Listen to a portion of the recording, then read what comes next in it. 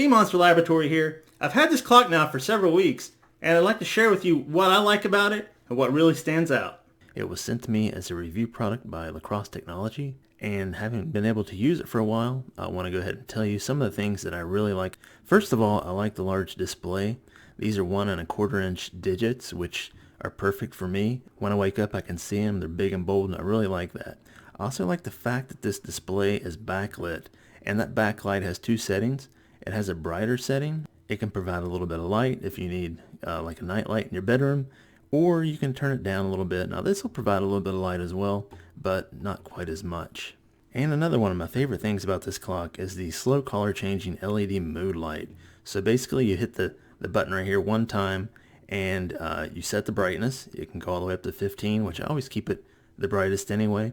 You hit it again, and it immediately goes into the color changing. So it'll change 6 different colors. This is a green color. If I want it to stay green, I hit the button again, and it will be green until I hit it again, and it will turn it off. Now for the past couple of weeks, I've used this clock on the nightstand right next to me, and I use the wake up feature, the wake up light.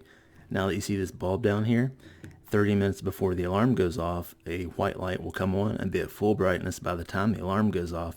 But truthfully, the light will wake me up most of the time before the alarm ever goes off. I really like that feature. I do like how easy it is to change all the settings with just one finger. If you want to set the clock, just hit the button once, set the time, hit it again, you set the format that you want your clock to be in, hit it again, and you can set your snooze timer, hit it again, and your clock is set. Now there are several more functions and options available in this clock that I go over in my full review and tutorial. So be sure to check out that full review I did on this clock. Who knows, you may like it as much as I do. Thanks for watching.